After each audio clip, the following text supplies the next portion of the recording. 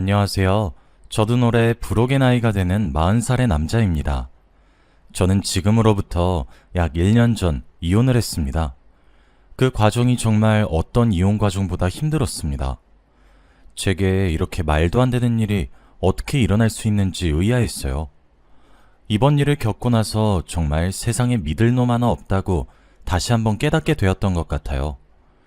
솔직히 여기서 사연을 들어보면 남자분들이 사연을 써서 보내는 숫자보다 여자분들이 써서 보내는 숫자가 훨씬 더 많다고 생각을 하고 있어요. 하지만 분류는 남녀 차이의 숫자와 잘 어울리지 않는다고 생각합니다. 인간성이 덜 된 사람인지 성숙한 사람인지에 따라 나뉘어진다고 생각을 하거든요.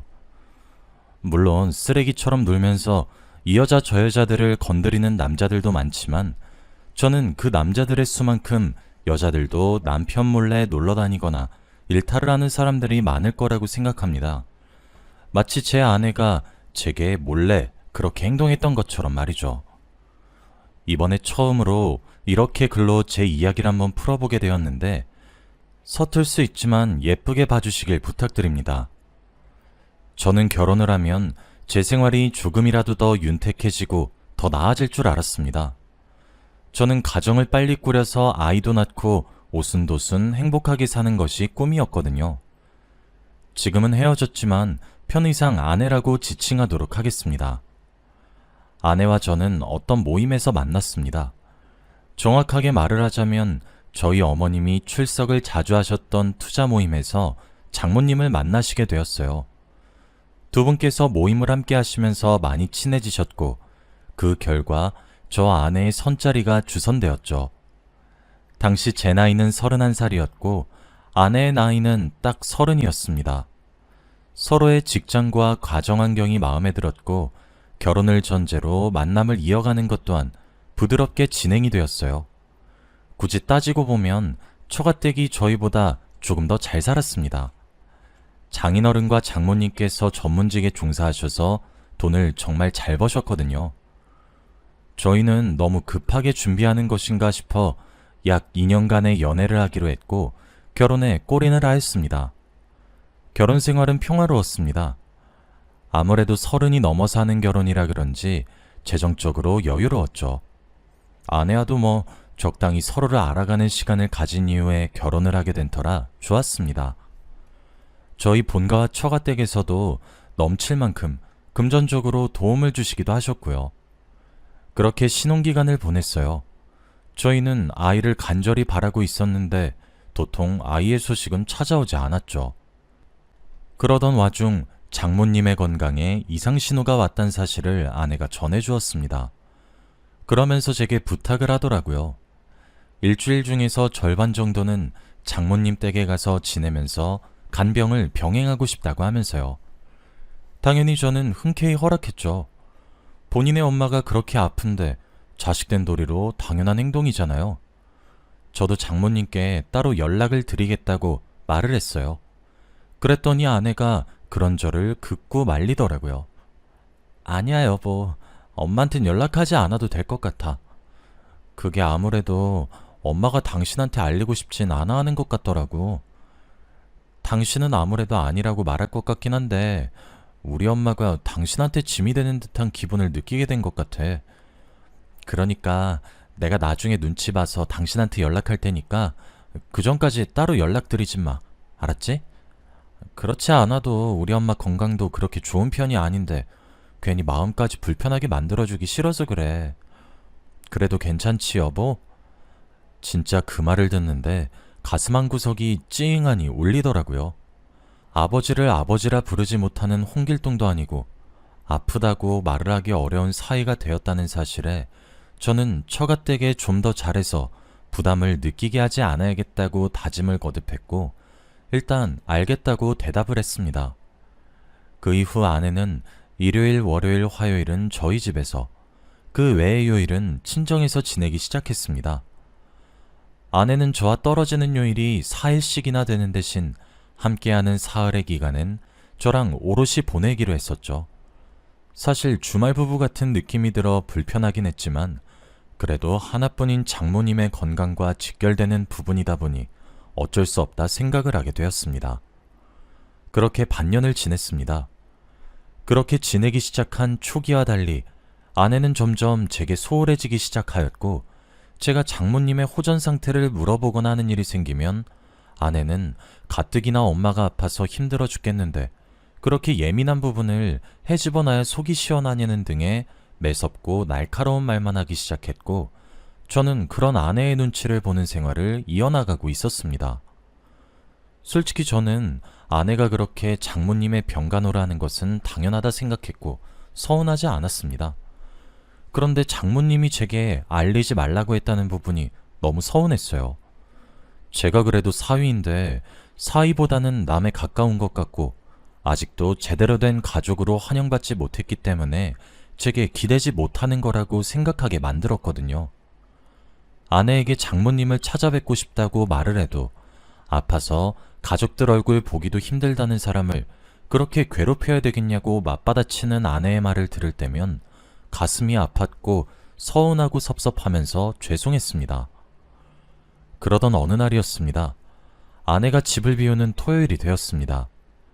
그날 급하게 친한 친구의 아버지가 상을 당하셨다는 이야기를 전해 듣게 되었고 헐레벌떡 준비해서 집을 나서고 있었습니다. 그런데 바로 그 순간 제 두 눈으로 보고도 의심할 수밖에 없는 상황이 연출되고 있었어요. 제가 살고 있던 집에서 장례식을 가기 위해서는 번화가 쪽에 숙박업소가 즐비하게 줄 세워진 골목을 지나가야 합니다. 그런데 그 골목을 지나가던 순간 익숙한 여자가 눈에 들어왔어요. 거의 본능에 가까운 포착이었죠. 그 여자는 바로 제 아내였습니다. 상갓집이고 나발이고 너무 놀라서 아내를 붙잡기 위해 서둘러 차에서 내려서 아내를 향해 달려갔습니다. 그런데 온데간데 사라지고 없었어요. 마치 신기루처럼 말입니다. 일단 설마 하는 의심을 품은 채로 친구의 아버지를 모신 상갓집으로 향했고 명복을 빌어주고 집으로 돌아왔습니다. 그리고 다음날 아침 집으로 들어오는 아내에게 물었죠. 여보, 어제 혹시 처가댁 안 가고 번화가에 갔었어? 제 질문에 아내의 눈썹이 잠시 꿈틀거리는 듯 싶더니 여보, 진짜 제발 사람 짜증나게 좀 하지 마. 진짜 가뜩이나 피곤해서 죽을 것 같은데 수고했다고 말하면서 고생했다 한마디 건네지 못할 망정 사람 짜증나게 대체 왜 그러는 거야? 진짜 적당히 좀 해. 불같이 예민하게 화를 내는 아내의 태도를 보면서 저는 본능적으로 수상함을 감지했습니다. 평소와 별 다를 바 없이 예민하기는 했지만 뭔가 모션이 더욱 크게 느껴졌었거든요. 여자의 직감은 무시하지 못한다는 우스갯소리가 있죠. 남자의 직감도 마찬가지입니다. 동물적이고 본능적인 감각에 가까운 거죠. 아무런 티도 내지 않고 미안하다고 사과를 하며 아내를 대충 달랜 후 아내가 장모님을 간병하러 가는 수요일을 기다렸습니다. 그리고 저는 수요일에 퇴근을 하며 처가댁을 찾아갔어요. 띵동 누른 초인종 소리에 장서방, 이게 얼마만인가? 왜 그동안 연락도 없더니 무슨 일이야? 하면서 버선발로 저를 맞아주신 장모님의 얼굴엔 병색이 전혀 보이지 않았습니다. 이런 말을 해도 될지는 모르겠지만 저는 장모님이 정말 많이 아프길 바랬습니다. 제 아내가 설마 자신을 배 아파 낳아주신 부모를 팔았던 사실은 아니길 바라면서 말이에요. 오랜만에 퇴근길에 생각나서 왔다며 양손에 싸들고 온 과일 상자를 건네어드리며 이런저런 이야기를 했습니다. 그러다 물었죠.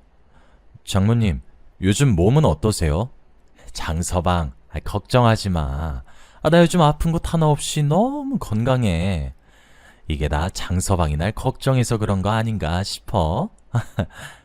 그렇게 대답하시는 장모님의 말 뒤에 장인어른께서 장서방, 너희 장모가 얼마나 체력이 좋은지 모를 거야. 오랜 감기 한 번 걸리지 않더라니까. 라고 대답을 이해하셨죠. 장서방, 요즘 왜 이렇게 말랐어? 요즘 얼굴 보기가 왜 이렇게 어렵느냔 말이야. 희정이한테 물어봐도 요새 장서방 일이 엄청나게 많아서 몇 개월 동안 야근만 하고 있다며? 혹시 내가 연락하거나 그러면 장서방이 부담 느낄까 싶어가지고 내가 연락 안 했던 거야. 서운하거나 그랬던 것은 아니지? 아유, 오랜만에 장서방 얼굴 보니까 기분이 너무 좋네. 그쵸, 여보? 그러니까 말이야. 장서방, 오랜만에 왔는데 저녁이라도 먹고 가게. 어? 장모님과 장인어른은 앞다투어 제게 말을 붙이기 시작했고, 그런 순간이 길어질 때마다 제 표정은 관리가 전혀 되지 않았습니다. 저는 지금도 잠시 짬을 내서 온 것이라고 제 아내에게는 여기 온 사실을 비밀로 해달라고 했습니다. 왜냐고 묻는 장모님과 장인어른의 질문을 대충 얼머부리며 넘겼죠. 그리고 곧장 집으로 왔고 생각에 빠지기 시작했습니다. 생각의 결과 회사에 휴가를 내기로 결정했고 내일 잠시 짬을 내어 아내와의 만남을 가진 이후 끝까지 미행을 하기로 했죠. 어떻게든 다음날 아내를 만날 수 있었고 만나서 점심을 한 끼 같이 하고 제가 만든 핑곗거리에 대해 이야기를 나눈 이후 깔끔하게 헤어졌어요. 아내에겐 장모님 밑으로 들어가는 돈이 부족하면 제게 언제든지 말을 하라고 호언장담을 하면서 말이에요. 그리고 전 아내의 뒤를 그대로 쫓아갔습니다. 아내의 뒤를 쫓아갔는데 아내의 행선지는 예상외로 저희가 살고 있는 아파트 단지였습니다. 저는 속으로 한숨을 돌리며 잘못 생각했다고 생각하던 바로 그 순간이었습니다. 아내가 운전하던 차가 주차장에 부드럽게 멈춰섰고 아내가 내렸습니다. 그런데 그 차에는 20대 초반으로 보이는 청년 하나가 동승을 하고 있었어요. 아마 제가 아내의 뒤를 쫓기까지 조금의 시간이 걸렸던 그 사이에 동승을 했나 보더라고요. 아내는 제게 연애 시절에나 보여줬던 수줍은 미소를 지으며 20대 초반 청년이랑 걷기 시작했습니다. 설마 했습니다. 저희가 살고 있었던 동은 백사동이었는데 아내와 그 청년은 백일동이 있는 곳으로 걸어가더군요. 여러분들은 본인의 배우자가 불륜을 저지르고 있는 상황을 직접 두 눈으로 목격을 하게 되면 뒤집어 엎을 것 같죠? 그런데 실제로 그 상황에 놓이면 아무 행동도 할 수 없게 됩니다. 주차장에서 멀어지는 두 사람의 뒷모습을 멀거니 쳐다만 보았어요. 정신을 차려보니 이미 두 사람은 사라지고 없었고 주차장에 저는 아내의 차와 함께 놓여졌죠. 본능적으로 열쇠를 들어 아내의 자동차 문을 열었어요. 저희 부부는 각자의 자동차 스페어 키를 함께 가지고 있었거든요. 그리고 블랙박스를 확인하기 시작했습니다. 매우 불행하게도 제가 확인을 하게 된 그 영상 속에서는 믿기 힘든 일들이 벌어지고 있었습니다. 블랙박스는 최대 2주 정도의 데이터를 가지고 있었습니다. 그리고 그 기간은 아내의 불륜을 확인하는데 부족함이 없는 기간이었어요. 아내의 자동차에 있으면 제가 이성을 잃을 것만 같아 집으로 블랙박스 영상을 들고 올라갔습니다. 그리고 모든 영상을 하나씩 재생하기로 했어요. 영상만 봐도 무슨 일을 저지르고 있는지 알겠더군요. 이건 영상을 보고 난 이후 제가 따로 알아본 사실인데 아내는 아내의 명의로 새로운 아파트를 하나 구했더군요. 저와 같은 단지에 동만 다른 곳으로 말이에요. 그리고 제게는 장모님의 건강이 위독하다는 말이 되지 않는 핑계를 댔고 처가댁에는 제 일이 너무 바빠서 야근에 치여 살아서 연락을 자주 하지 못한다는 핑계를 대면서 불륜을 저지르고 있었던 거였습니다. 문득 서재에 있는 컴퓨터에 아내의 공인인증서가 저장되어 있다는 사실이 생각나더라고요. 저는 컴퓨터를 켜서 아내의 공인인증서로 로그인을 했습니다. 그 결과 매달 300만 원씩 강찬영이라는 사람의 계좌로 돈을 보내오고 있었더군요.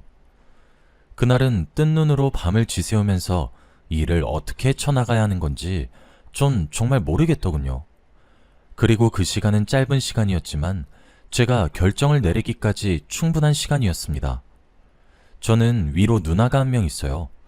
적으로 만나면 정말 힘들겠지만 제 편일 때는 세상 그 누구보다 든든한 사람인 누나죠. 저는 누나에게 만나자고 요청했고 누나를 만나 모든 이야기의 전말을 말해주었습니다. 당연히 누나는 분노했습니다.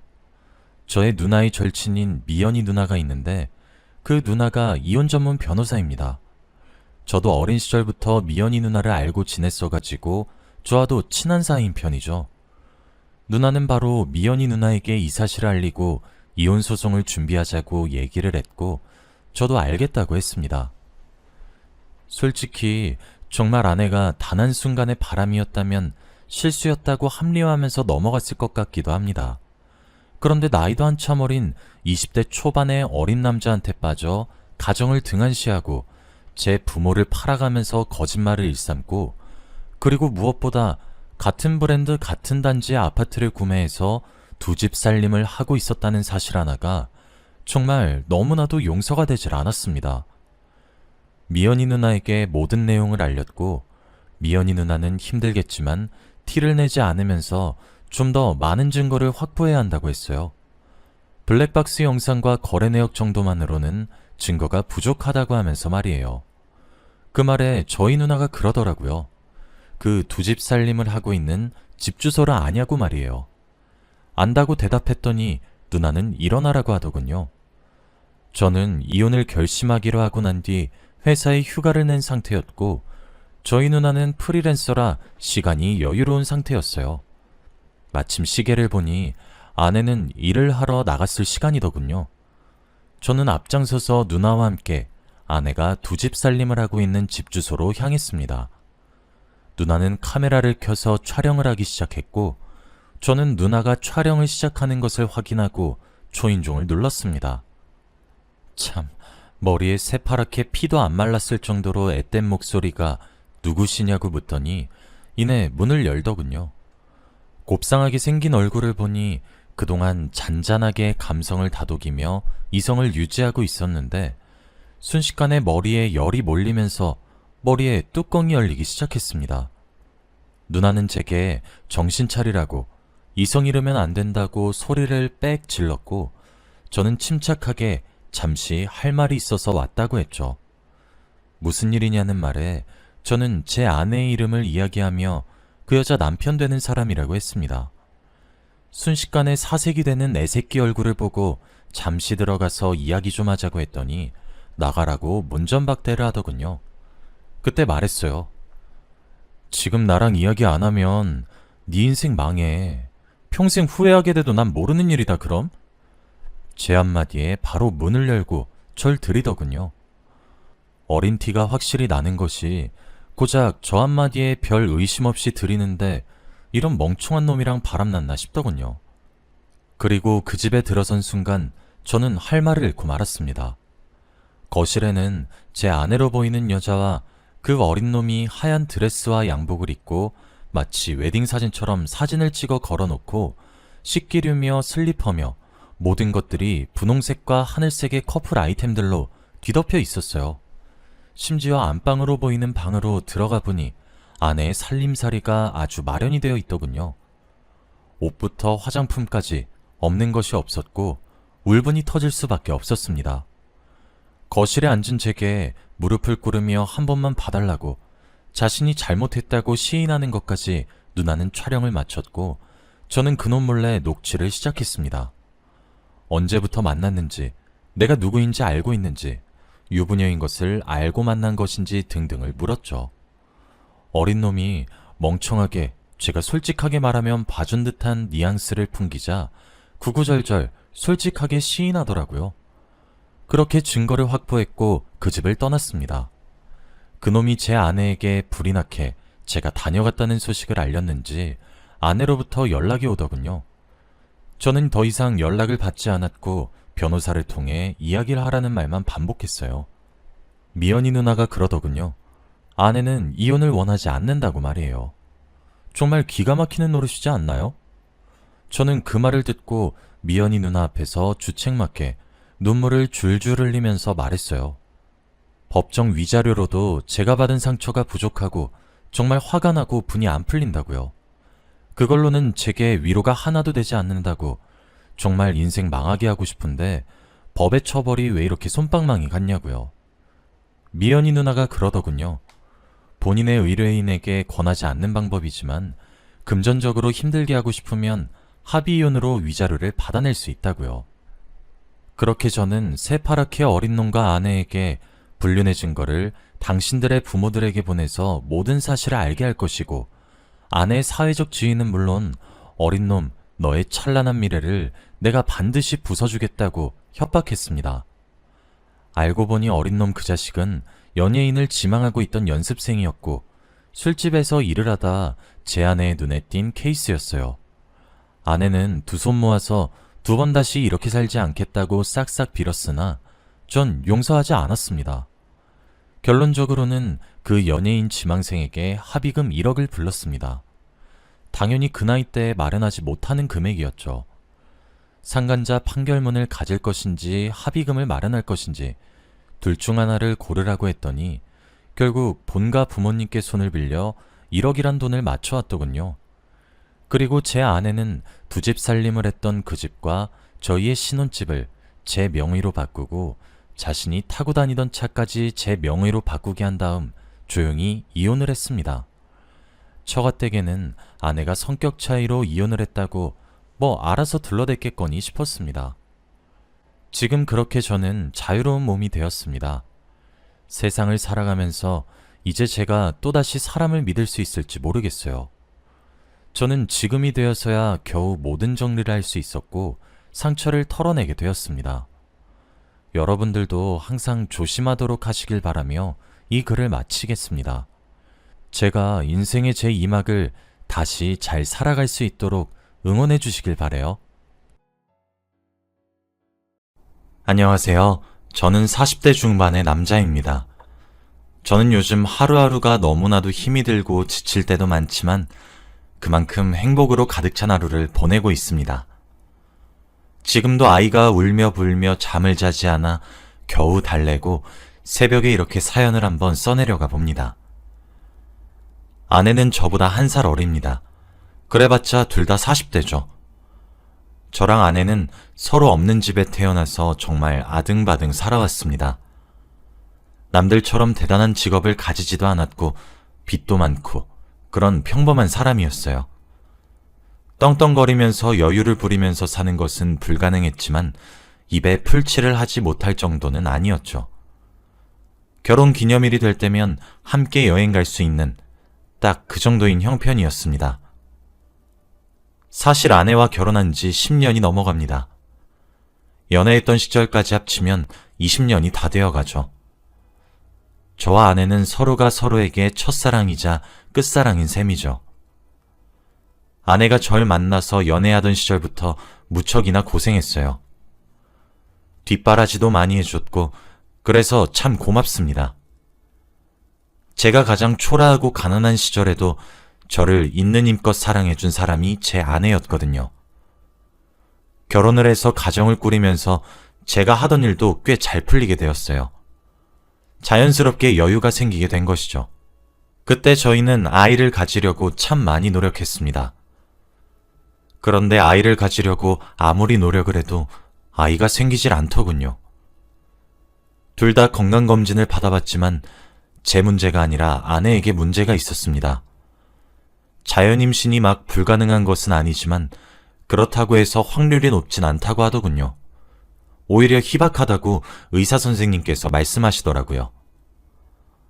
아내는 아이를 꼭 가지고 싶다고 했고 우린 그렇게 시험관을 하게 되었습니다. 아시는 분들은 아시겠지만 시험관이라는 건 정말 일방적으로 여자 혼자 고생하는 방법입니다. 스스로 자신의 배에 주사도 찔러야 하고 정말 고통스러운 과정들이 참 많았죠.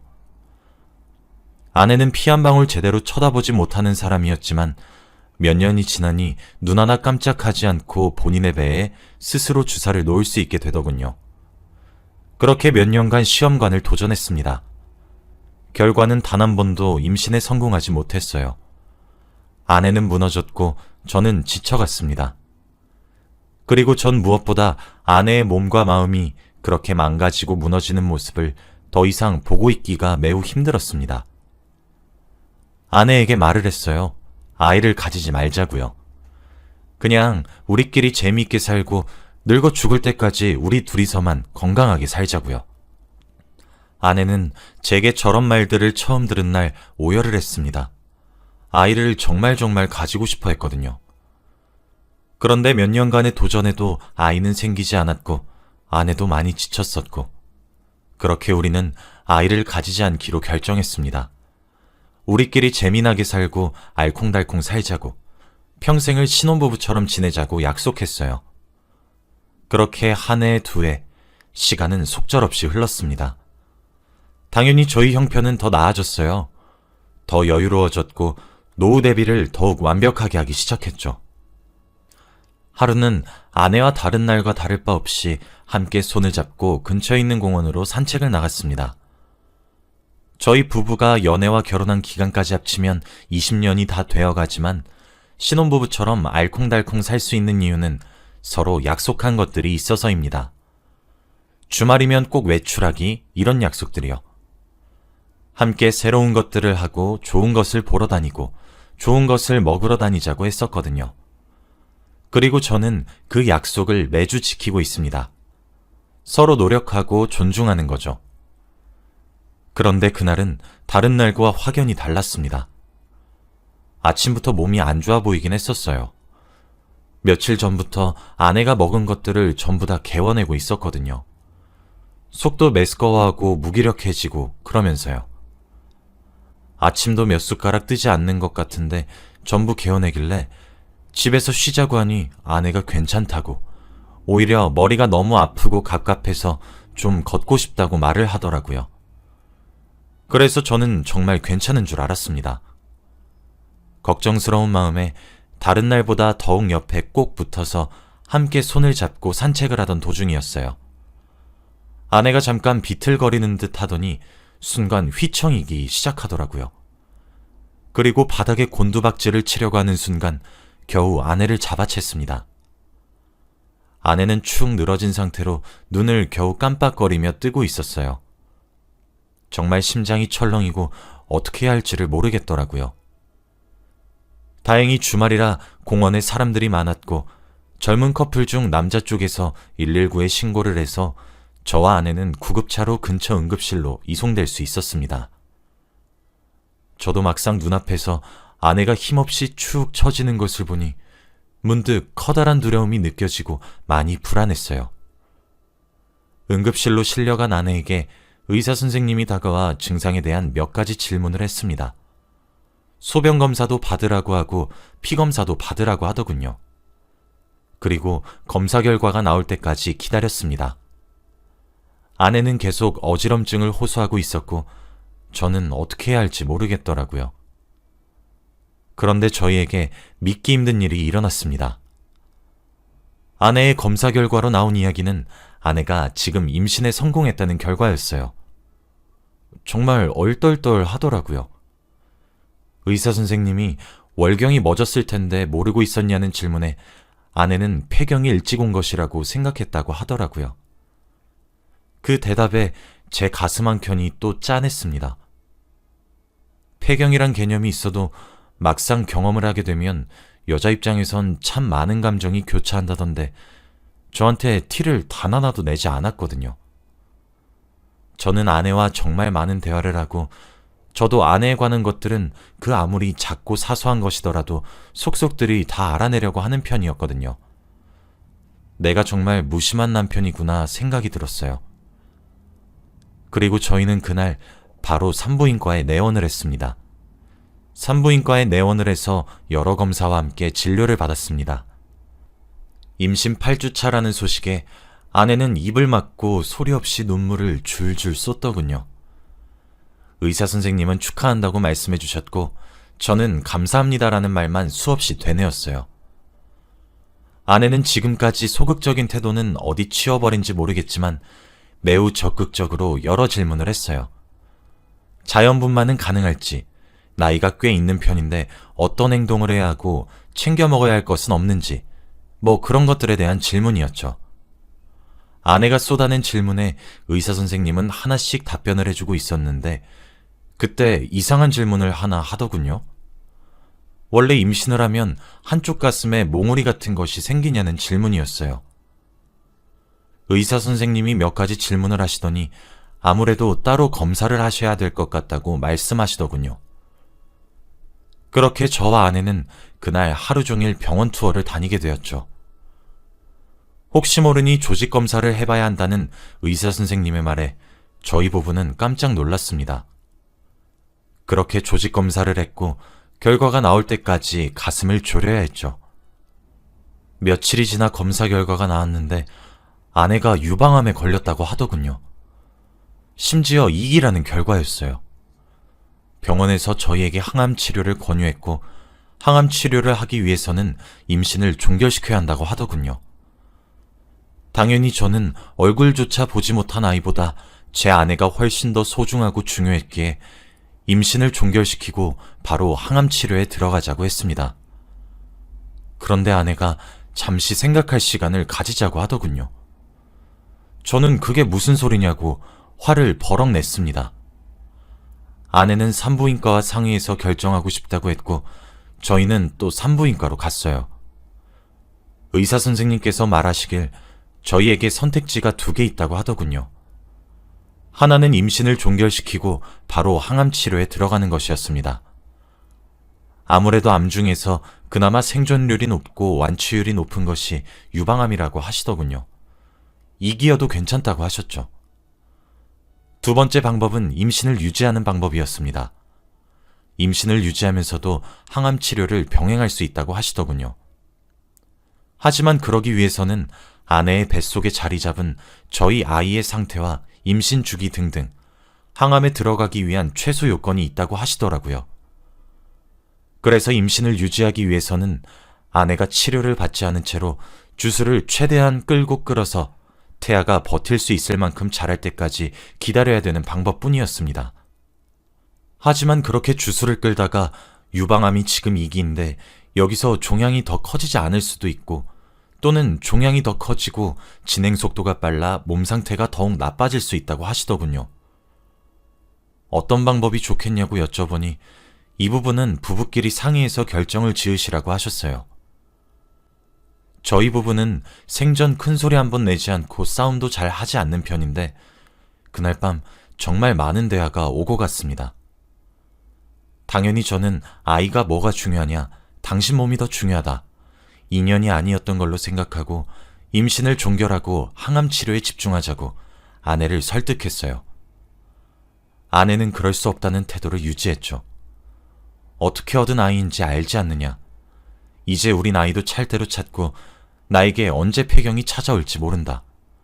여자한테 폐경이 온다는 이야기가 무슨 뜻인지 잘 알지 않느냐. 그때엔 임신 자체가 불가능해진다. 어쩌면 우리에게 찾아온 마지막 기회일지도 모르는데 난 이렇게 힘들게 우리를 찾아온 아이를 포기하고 싶지 않다. 저와 아내는 썰전을 벌였고 저는 갑갑한 마음에 아내한테 소리를 치기도 했어요. 지금 아이가 중요한 문제가 아니지 않느냐고, 당신은 지금 암에 걸렸다고 하면서요. 하지만 아내의 태도는 무척이나 강경했고 도무지 설득될 기미가 보이지 않았습니다. 무조건 낳을 것이고 아이를 포기하지 않겠다는 의지가 돋보이더군요. 아내는 자신의 배를 부여잡고 눈물 어린 모습으로 제게 호소했습니다. 아이를 포기하면 자신이 어떻게 다시 살아가겠냐고요. 어쩔 수 없는 경우로 인해 잃는 것이 아니라 임신 종결을 선언하는 것은 자신이 아이를 직접 포기하고 버린 것이라고, 자신은 그러고 싶지 않다고 엉엉 울면서 이야기를 하는데 저라고 마음이 왜 안 아프겠습니까? 저도 아내만큼 아이가 반가웠고 대견했고 많은 감정이 오갔습니다. 하지만 혹시라도 아내가 잘못될 수도 있다는 생각을 잠시라도 떠올리면 정말 미쳐버릴 것 같더군요. 하지만 제 설득과 호소에도 아내는 강경한 태도를 유지했고 결국 아내는 임신 유지를 선택했습니다. 산부인과에서도 괜찮다고 산모와 아이 둘 다 지켜보자고 하셨죠. 아내는 임신을 유지하기 위해 더욱 잘 챙겨 먹었고 더욱 잘 지내려고 노력했습니다. 저는 아내 옆에서 필요한 것을 챙겨주기도 하는 등 아내를 살뜰히 챙기면서 하늘에다 기도를 드렸어요. 제발 아내의 암이 더욱 심해지지 말게 해달라고요. 하지만 하늘도 무심하시지. 아내의 몸에 자리 잡은 종양은 날이 갈수록 커졌고 결국 유방암 3기를 진단받게 되었습니다. 하늘이 무너지는 기분이 새삼 어떤 느낌인지 뼈저리게 느껴지더군요. 그 시기에 아내는 성공적으로 임신 주차를 끌어서 항암 치료에 임할 수 있는 조건도 충족했어요. 그런데 아내는 저와 사전에 약속했던 것과 다르게 항암 치료를 거부하려고 하더군요. 사람이 딱 미쳐버릴 것 같았어요. 아내는 힘들게 온 아이에게 항암 치료가 어떤 부작용을 가져다 줄지, 아이에게 어떤 영향을 끼치게 될지, 그리고 끼치는 영향들이 절대적으로 좋은 영향이 아닐 것이란 것을 뻔히 아는데 힘들게 찾아온 저희 아이를 그렇게 태어나게 할 수 없다고 항암 치료를 거부하기 시작했어요. 처가 떼기고 저희 집이고 난리가 났죠. 지금 며느리이자 딸내미인 제 아내가 목숨을 맞바꿔서 아이를 출산하겠다는데 어느 부모가 나서지 않겠습니까? 온 가족이 나서서 아내를 설득했고 의사 선생님도 설득했어요. 하지만 아내는 주장을 굽히지 않았죠. 하루하루 말라가는 아내를 보면서 저는 호소했습니다. 그래도 아내는 강경했어요. 그래서 전 방법을 바꿨습니다. 여보, 그래, 당신이 당신의 목숨과 맞바꿔서 아이를 출산한다고 하자. 그래, 출산 이후에 항암에 임한다고 하자. 당신 생존율이 우스워? 유방암이 다른 암보다 치료할 수 있는 방법이 의학이 발전해서 더 좋아져서 높을 뿐이지 유방암도 암이야. 당신 나한테 어떻게 이렇게 잔인해? 왜 이렇게 이기적으로 굴어?